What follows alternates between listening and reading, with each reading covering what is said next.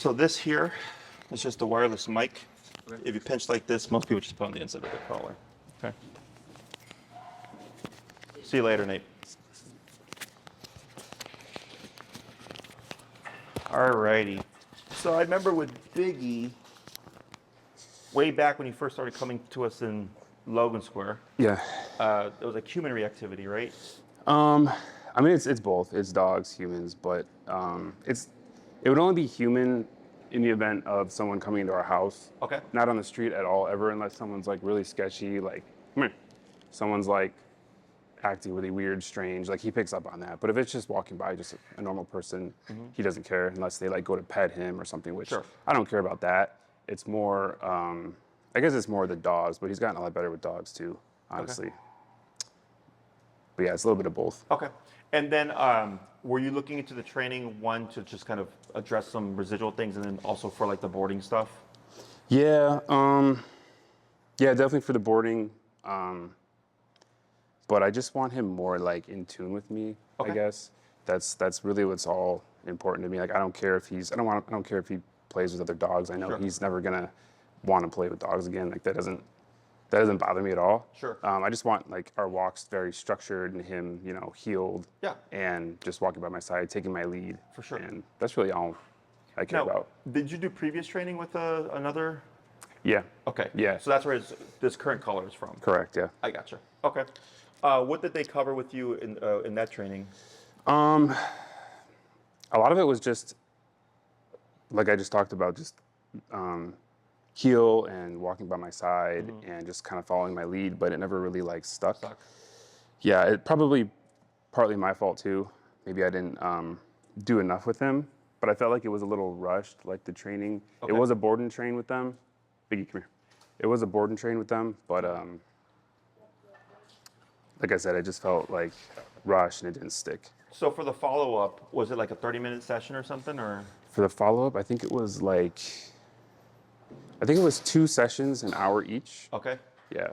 So it probably didn't stick with me too, honestly. I probably needed more training as well. So The refresher. Yeah. I gotcha. yeah. I also want to see how you guys do it to see if it's any different than the Yeah, and I'll college explain training. the difference, because Yeah. we are different than other places. Sit down. Sit. Were you with a group of people, or is it just you for that follow-up? Like a group session? Yeah. It was just us. Just you. Okay, Yeah. cool. So that's good. Because a lot of places, when they do board and trains, they're usually 30 minutes. So it's like rushed. Yeah. Or you're with a group of people.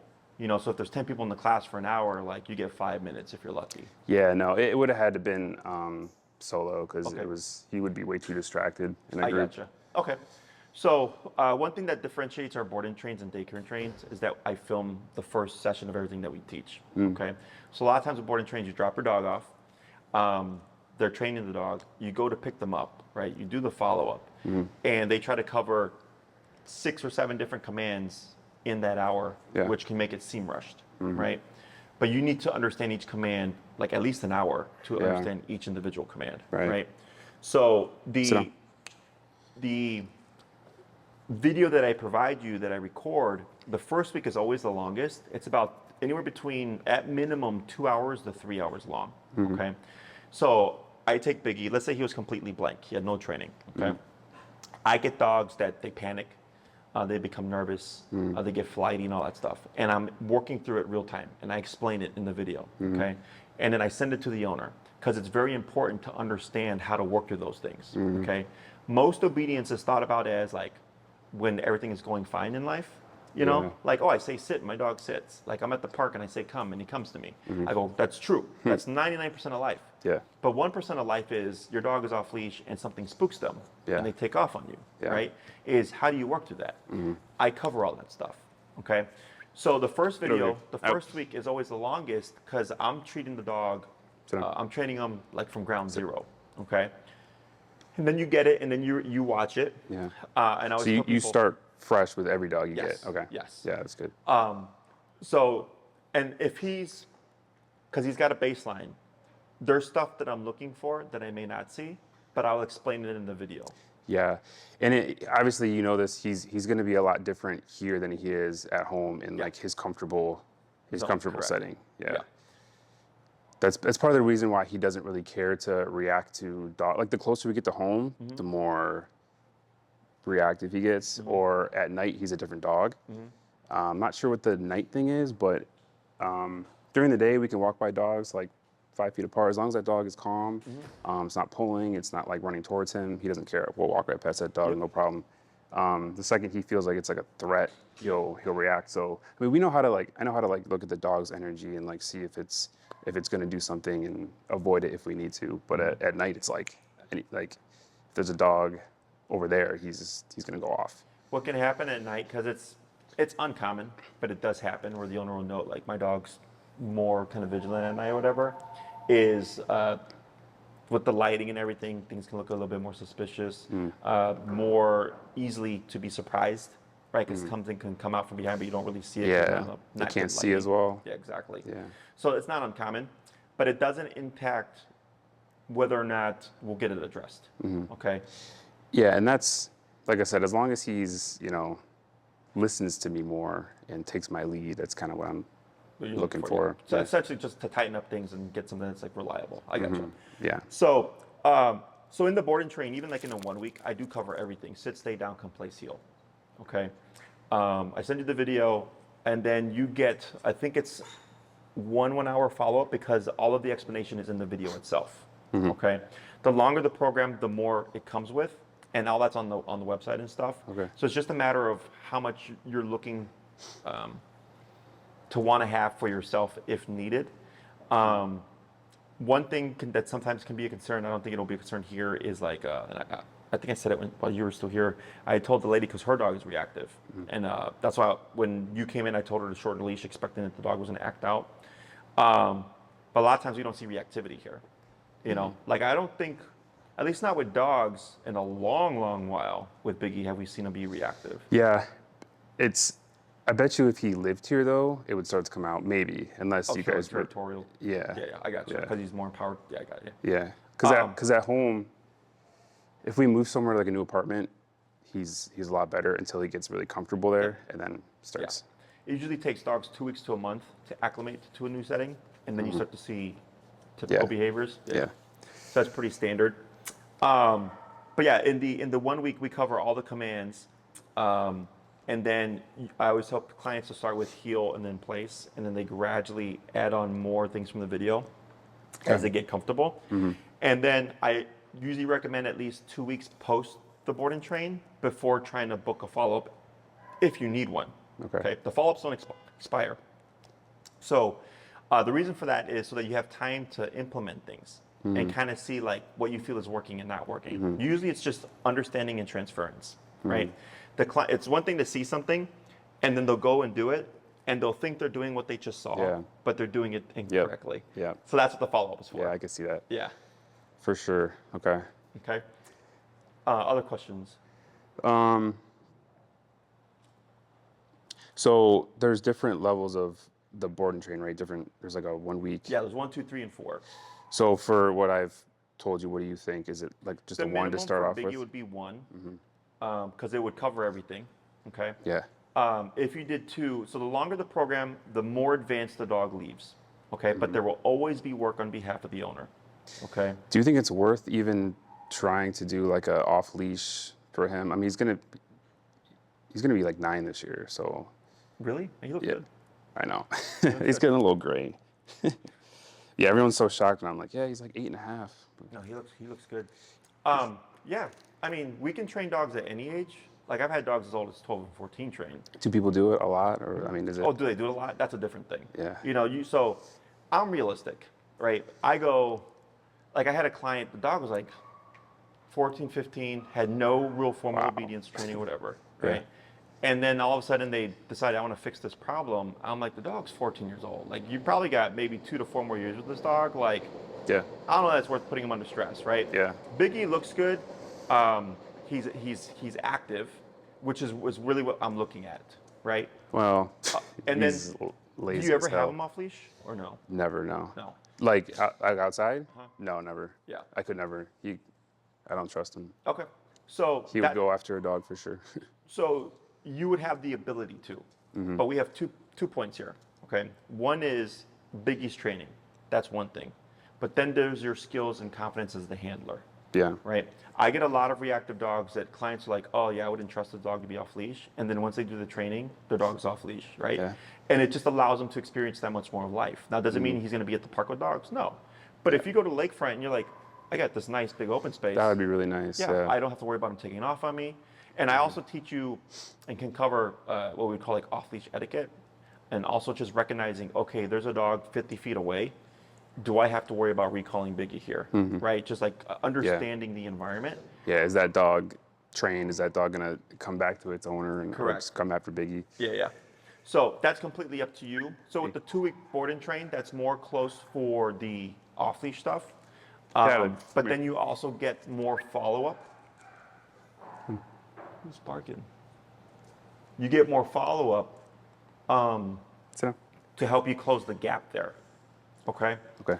And then it's really just time and repetition until you get to a point where you feel confident enough with what you've learned to start experimenting. So there's going to be a period where you're using what we call a long leash. It's a 30-foot leash as you're getting your bearings and everything. And it could take you a month. It could take you 3 months. But then you get to a point where it's like, he's good. Yeah. And then you can have him to be off leash. Yeah, that would be really nice. Just going on walks, off leash. And Yeah. Everything, technically speaking, can be built to an off-leash level. The only thing that matters is the recall, okay? But you can get an off-leash heel, off-leash sit, off-leash down. Everything can be done off-leash. It's just a matter of, are you going to put in the time and effort to follow up, follow through? Makes sense. Yep. And the way that I train is I teach people, one, how to do it, and I go, use this stuff in your life. If you go on a walk with Biggie, you're using heel, right? If you go to the park and you sit at the bench, you use your down. While you're pulling his collar on, you use the stay. You're using it every day regularly, and that's actually how you build the functionality of it. Yeah. Whereas most people tend to think of it as I train in these controlled contexts, and then one day try to use it in life. It doesn't work that way. The moment the dog learns it, I tell my clients, start using it in life. And then the day you need it to actually work, it's gonna, because he's used to doing it all the time. Does that make sense? For sure. So yeah, it's up to you. It's definitely doable. You wouldn't be the first client that I've had where it's like, I don't trust this dog because of X, Y, Z. I go, yeah, it's part of the process. So when he would leave that board and train, he would be 100% for you guys off leash. He'd be like 60%. Okay. So the longer the program, the more reliable they are. So that's like the basic off leash. Yes, 2 week is basic okay, foundation. gotcha. So 3 and 4 week, we're pressing even further. So by the 4th week is when we do full off leash here. Okay. Right, but you're still going to have work. Yeah, it's different when he goes back to the owner. Yes. Okay. Because one, again, we have that confidence level. We got to get that up there, and you also have to get your experience in. Right. Like I've been training dogs for 15 years. I got a shit ton of experience. Right. The dog is never an issue. It's just working the client. Okay. But even with the 2 week board and train, again, it's just time and effort for you. Right. Is eventually you go, I've been practicing for 3 months and he's been awesome with everything. You just take the clip off. Yeah. You know? Yeah. And I've even had clients where they'll set up a follow-up and they're like, hey, Jesse, I want to do off-leash with my dog because I think they're ready. But can you be there? And I'm like, sure. Yeah. You know, and I go and I watch what they do and I'm like, and I correct things that may be wrong. And I go, otherwise I go, yeah, good job. Yeah, that's the thing, because I didn't feel confident after the last training that he had that I was doing things right. And that's probably why it like fell off or didn't stick. Sure. Have you ever thought about just in person? I'm open to it. I don't really know what's best for him. The reason I board and train was because I have like a lot of stuff coming up. It would work out nicely if it lined up. Sure. So it's up to you. I know Biggie, he's obviously been coming to us for a while, which we appreciate. Is he could do a board and train, but you learn more from in person. Okay. And you're growing with Biggie. Does that make sense? So all the trainings are in person. Correct. Yeah. And I train out of Oz Park, which is over in Lincoln Park. It's the busiest park in Chicago. So it's nice for a lot of clients because they're in it, you know? Yeah. And they're like, if he became reactive at the park, I'm walking you through it real time. Yeah. Okay. How much time is after, let's say there was a 2 week board and train, how much time am I with you guys training for me? Oh, you talking about the follow-up? Yeah, the follow-up. I think, and this is on my website, for a 2 week, I think, so you get 2 different videos. The first one's 2 to 3 hours. The second one's about 30 to 45 minutes. And then you get, I believe it's 3 hours of follow-up. Okay, you'll see it. It's all typed up in the column. And then if you did like, for example, a 3-week, it would be like 5 hours of follow-up. If you did a 4-week, it would be 7 hours, something like that. Okay, Gotcha. but the video is where all the information is, and the follow-up is there if you need just more clarification on something. Maybe it's like, hey, like I already have them off leash, and like I would like for you to get your feedback. You know, we do that too. The follow-ups are really whatever you need them for. You know, I get stuff that sometimes I can't cover it in the board and train because we don't see it. Yeah. But then the owner can use the follow-up to address it because we didn't see it. Okay. You know, but definitely you learn more with in person. The con is it just takes longer. You know, and I cover less. Like I was telling her, I needed for her I recommended 6 classes in person. And we would only cover heel and recall really, plus reactivity. But I told her if she did a board and train, I'd cover heel, stay, sit down, come, place, plus the reactivity, right? Because I'm here, I'm training the dog. I have to teach you to train the dog. I think I would prefer a refresher on everything. Because also, I don't really have like people over because he's kind of like, if I do, I just put him in like another room and put the baby gate up. But I don't let him out unless I know like, usually with females he's okay, but like with guys, like I don't really let him out because he's just too, not that he would just go and like try to like bite them, but he just gets super nervous and I just don't feel like dealing with it. So having like a really strong place, he knows place, but like he's lazy with it. So having a really strong place would be really important too for me. So I could just be like place, people are over, whatever, he doesn't move until I tell him break. I got you, yeah. We can get that done in either program, you know, whether it's in person or as a board and train. And like, let's say you want to learn how to have people over correctly so that Biggie can start to come out of that shell. Like that's something we can cover too. Okay, I literally just had 2 classes like that. What's today? Tuesday and Sunday. It was literally just this is how we have people into the home. Okay, completely up to you. Obviously, there's going to be time and effort there because I teach you how to do it. That doesn't fix the problem. Right. It's exposure and repetition. Right. Yeah. Do I think it's beneficial? Yes, because then the dog's not a recluse. You know, that's why like I'm very big on here when like Biggie's here, like he's like in the ISO pen, he sees dogs moving around and stuff. He's not kept in a room by himself all the time. Like he gets to be around other animals. And I think that's helped him a lot actually, just seeing dogs, because recently he's been wanting to actually go up to the dog park and just kind of like sniff dogs through the fence, which is like blowing my mind recently. He actually made like a little friend through the fence, which was crazy because he hasn't been friendly with like a dog in years, which was, I think it's just him being around dogs here, honestly. Yeah, so what happens is when dogs are not forced to be social and they can coexist, it can allow them to build up trust. Because you're like, oh, I see this. Like there's dogs I'm sure he sees when he's here that he sees other times. He's like, oh, it's that doodle. Oh, it's that other pitty, right? And like he's like, oh, okay. And like there's no negative experiences there. So it helps to build that trust. Now, can we build upon it? Absolutely. Can we push so that we can try to socialize them? Absolutely. Like if you did a longer board and train, that's something that I would do. And that's what I was telling her too, because her dog's antisocial. As I said, after the first week is boot camp, right? The dog's usually under a lot of stress because a lot of training. That the second week, we start to try to socialize them, okay? To see if they're capable, okay? Now, because I'm training them, I'm able to do that because now I know we're on the same wavelength. But when I get other dogs that other trainers have trained, I don't know how they were trained, so I really can't do much with them. Does that make sense? Right. So that allows us to actually push Biggie here a bit more. And even if you did in person, I could show you how to do it in a private one-on-one or even with a follow-up. This is how you would, so if you have a friend who has a dog, that's more realistic to expect because he's going to see that dog over and over again. But the random dog in the street, like I don't really care about, are some dogs capable of it? Yeah, 100%. But there's also a lot of dogs that are not capable of it, right? But a friend with the dog, a family member with the dog, you know, a significant other with the dog, which has happened a lot throughout my career, where it's like they have this reactive dog, they get a boyfriend or girlfriend who has a dog, and they're going to move in together. It's like, Jesse, what do we do? I'm like, let me show you. Yeah. I also do want another one, so there's that. Sure. Yeah. But all that stuff is perfectly doable. I would say at minimum, if you did a board and train, you could definitely do a week. If you did longer, it just allows me to push Biggie more, especially behaviorally. You'll get more of those follow-ups if that's a concern for you. The longer we have him, of course, the closer we get him to off leash. So the skill set is there, but I still need to catch you up to him. Okay. Yep. And you can also do it in person. I would say, I think the cost of like a 2-week and like board and train versus like a 12-week in person are fairly close. Okay. Okay. And that's me training you.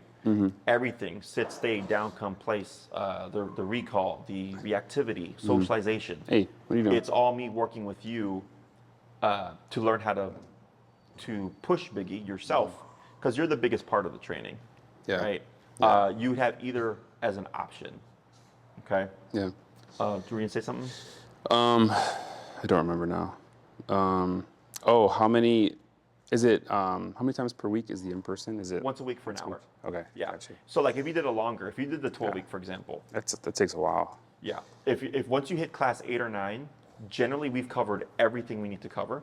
Okay. Is you're trying to get the off-leash reliability, is I'll tell you, come back in a month or 2 months when you're ready for the 10th class. Okay, because you need time, because it's a lot. You got the sit, you got the say, you got the down, all that stuff. Yeah. And then you got to practice it to build it towards off-leash. And you got to build the confidence, right? Is that you might go out for a month and a half, and then you'll come back for that 10th class, and you're like, hey, Jesse, this is where I'm at. We tweak some things, some more exercises, you disappear again, right? Then maybe winter comes around, I don't hear from you through the winter and probably the spring, and then a couple weeks into the spring, you come back with more questions. You're like, hey, Jesse, I noticed he was actually being a little bit reactive. I'm like, it makes sense because typically people don't walk their dogs as much in the wintertime. Yeah. And now in the springtime, everybody's out with their dogs, and now you got to More dogs are out. recalibrate again. It's pretty standard stuff, and then we go over it, and then again, it's just time and repetition until you get to the point where it's like, Yeah. I trust him to be off leash. Okay. Okay. Okay. Cool. Other questions? I guess one other thing that's always kind of been like a weird thing for him is like, I know he. Hey, Mariano. Mariano, who is that? Collar him up, if anything. Sorry, go ahead. Oh, you're good. I think one thing he's always done, like shortly after I got him, I've had him for like almost 8 years, 7.5 years, and like it seems like he loves people, but like if he meets somebody the first time, like he'll literally like beg them for what it looks like. He'll beg them for like pets or attention, but then like if they start petting him and then like they pull their hands away, he'll like snap at them. I don't know if he's ever done it here to someone, but he's like gotten kicked out of daycares for doing that. Oh, really? Like my girlfriend, first couple times he met her, she would like pet him. He would actually go up to her asking for it, and then she would just go pet him. He would get like real stiff as soon as while she was petting him, and then she would pull her hand away like really gently, and then he'll just go and like jump for your face. It's just something weird he's always Was she like done. talking in a high-pitched voice or anything? No. Like in his personal space or anything like that? No, he wasn't. It wasn't. No. I mean, it doesn't matter if she's like up here and like petting him, or if she's like. It might be worse if she's like really close, like in his face. But yeah, just something weird that I've always noticed. So that's typically nervous dog.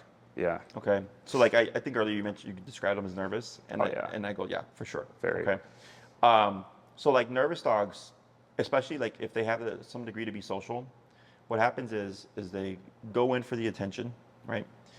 And then they start to go under a little bit of stress for whatever reason. That's what it seems like, yeah. And then the moment the person pulls the hand away, the stress has to outlet, right? And because there's movement there and it's a wave motion, it tends to draw that kind of like a prey type of thing, right?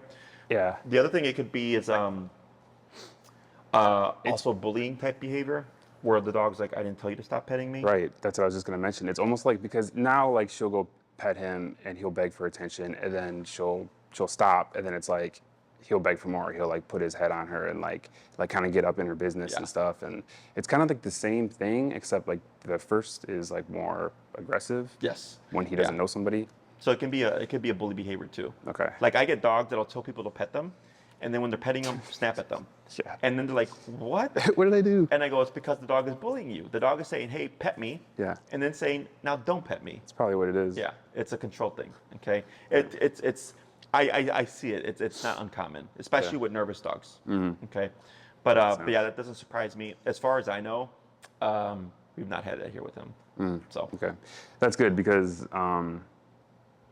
yeah, like I said, he's had problems in the past, but yeah, I think the only thing I remember, and you were there, was like a handoff with Corey or something. Where yeah, it he was like became one of the reactive. first ones. Yeah. But that was it. That Which was is- right when I started taking him here. Yeah. So. But other than that, like even with dogs passing by kennels and stuff, I think there was one time actually, but it was over his food.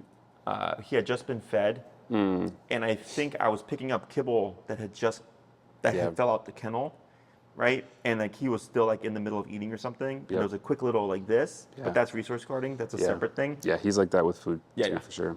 If that was something you wanted to cover, we could technically cover it. He doesn't do it with me. He knows better. Like I control his food. I tell him when it's okay to eat. So he doesn't do it with me, but like he'll get weird around like my girlfriend if she's like around his food. Sure. He'll like stiffen up and like. Yep. But yeah, but that's contextual, right? Because it's resource guarding. But otherwise, I would say with handling and stuff, like he's one of the easier dogs that we have here. That's good here. So, yeah. It's funny when people they're like, oh, like really, because my dog's been booted out. You know, we get a Yeah, lot of because those. I've going away. Like I used to be so stressed sometimes. So you guys have definitely been a relief. So I really appreciate. Yeah, no, of course. Well, everything we you're appreciate your support and your wanting to. It's the continue best being I've here. felt like while being away. You know, dropping him off somewhere. Yeah, we're glad to hear it. Yeah. Other questions? I think that's it. So one thing that I would recommend is that you upgrade his collar. That's actually, you just brought up another one. I don't think I always have a connection with him is one problem I have. Like even if I crank it up, like I know 60 is like really high for him, but sometimes like I know he's not even excited, but he's not feeling it at all. So it's not making connection. He's It's, like, on the super adapter tight. though, right? He's got the comfort adapter, I think. I don't think so. It's got like the flap probes. Yeah, if you unclip it, I can tell you. Yeah, so that's a comfort adapter. Okay. Okay. Did they get it? Did you get that from the trainers like that, or did you get that? Yeah, they bought it. Okay, so there's a couple of things here. So the comfort adapters are perfectly fine. They usually we use them like when we get dogs that have to have the collars on 24/7 because they're like super aggressive or whatever. Yeah. Until we get them to a good place, they'll have that adapter because Okay. we don't have to worry about pressure source. Okay. The thing about the adapter is one, it muffles the power about a third. Okay, so if you're like typically at around a 20 and you put on an adapter, you're probably gonna be around 30. Makes You're gonna have to sense. bump up. So like 60 is technically 40. Okay. The other thing is that particular model, I think it's the 280C or 200C, is meant for like a 35-pound dog and under. Okay, so it's a low output collar. Okay. So then we also have size discrepancy. Yeah. Okay. So the things that we factor in when we're talking about the remote collar is size of dog, temperament. Do they have a short coat? Do they have a long coat? Am I dealing with reactivity? All those things factor in when I recommend the collar. Yeah. Okay. So one, he's bigger than 35 pounds, right? So you also have that size difference in terms of collar to dog ratio. I get this a lot with clients that come from other trainers where they'll come and the dog's on a small or low powered collar and they have like a 100-pound dog. And I'm like, that's part of the problem there. Okay. Yeah. I was like, I think somebody here mentioned that one time that it might be too small too. yes, yeah. So yeah, if you're going to end up training them, I'll just say also, just upgrade your collar. Do you want me to buy it or do you guys buy it? We have them here. Then You I can just- buy it through us. Right. I don't care where you buy it from, but I just care that you get the correct model. Okay. If you get it through us and it happens to be a dud or whatever, we can just swap it out for you. It's not a problem. Okay. Or like if something happens after the first 30 days and you got to send it in for repair, we can provide you with the loaner Okay. complimentary because for that inconvenience. Okay. But yeah, we could take care of that for you. Now technically, Biggie falls under two sizes. Okay. There's a 70-pound and under, and then a 70-pound and over. The only difference is outputs. So with the 70-pound and over, you get more from less. Okay, so whereas, like I said, this muffles, so you get less from more, right? Is with the higher powered collar, you can kind of think of it as, I have the best collar there is. I don't have to worry about anything. Yeah. Okay. Okay. So like I could put on my 8-pound Chihuahua. It's perfectly fine. It's just he would be super low on the settings. Yeah. Okay. So that one runs around 340-ish, I believe, with tax. And then the one below it is about 287-ish with tax. Okay. Okay. The only other defining difference is the one that's around 287 is similar to this shape, but bigger. Okay, so it's like a bigger box here. The higher powered collar is curved. Okay, so it's rounded. It seems like the way it sits on his neck, it kind of like bends to the Turns side. out, yeah, you It shouldn't doesn't- have that problem with the other, Okay. the other collar. Yeah. I think that's one of the reasons why I it noticed that too. doesn't make a good No connection. contact. Yeah, yeah. So either of those models would be correct, and then they'll send you the information for them as well as with links. Okay. It's really just personal preference. But with the higher powered one, you kind of go into it thinking like, all right, cool. It's an investment, but I'm gonna have this for years. But then also not have to worry about anything. Yeah. Okay. Yeah, I'm definitely interested in that for sure. Okay. Only other thing I could think about really is, clients ask when does the e-collar go away, and I'll tell them when you need it, it doesn't. So like when you walk them, you'd have it on. Ideally, in my book, he gets to off-leash level, you'd have it on. When guests come over, if you're socializing him, you'd have it on. If he's a great dog otherwise, you don't have it on. Yeah. Right? And it's not, you shouldn't always have to be using the collar. You should get to a point where it's like, I have it, but I don't even touch the button. Yeah. It's really like, let's say you're at the park and, he's off leash and like a squirrel just runs right in front of him and he's like, and he goes for it, right? And you have to override the prey response. Then, or like someone blows up a firework and it spooks them. Like those are things that can happen that people don't think about. Okay. Right? So it's kind of like, in case life throws you something, you have it. Otherwise, you really shouldn't always have to be having to press on the button. Gotcha. Okay. I don't really do it that often. He wears it every time we go outside, basically. That's it. And Yeah. So only just to like snap him out of certain situations. And then with like the residual reactivity stuff, what you should start to notice as well is like you don't even have that anymore. Okay. Like Biggie should be able to go in the world, even if the dog barks at him. Yeah. That takes longer to accomplish because obviously that dog is putting out threat first. But you can teach him like to ignore that. Okay, it just takes time. Yeah. Okay. That would be great. Yeah. So any of that like kind of leftover stuff we can address. I'm not too worried about it. Okay. Other questions? I think I'm good right now. Yeah, we covered a lot. Yeah, so just I guess maybe look at your schedule. Now let's say you'd like to do a longer board and train. It doesn't have to be straight through. Okay. Right. So like I had a client who did a 3-week board and train, and then they were going to like the UK or something. And then they dropped the dog off, and then the vet turned around and was like, "Oh, this dog's got Giardia." Right? So they're like, "Do we got to come back from Europe?" And I was like, "No, I was like, we have to isolate the dog. We'll still do the program." But what I told him, because the 3rd week, in that case, because the dog was social, we trained the dog in play group with the other dogs, right?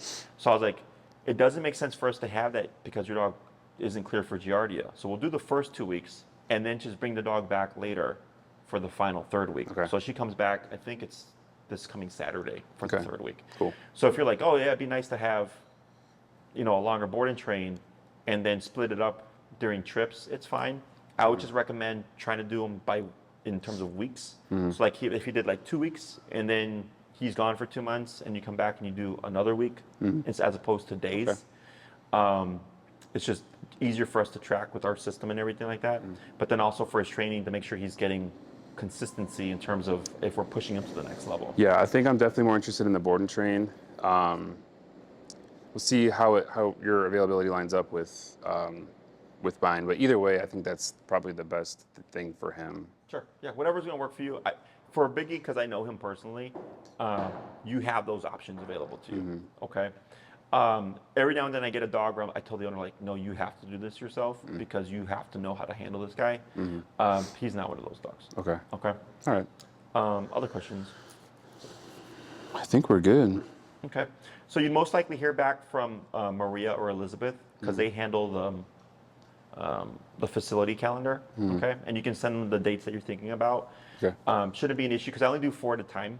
Okay. In terms of board and trains. But right now it's weird because the winter time is typically board and trains and daycare and trains, and the summertime is in-person training. Okay. Right. So like right now it tends to get slowed down, so I'm not too worried about like I got too many dogs. Okay. So you should be fine.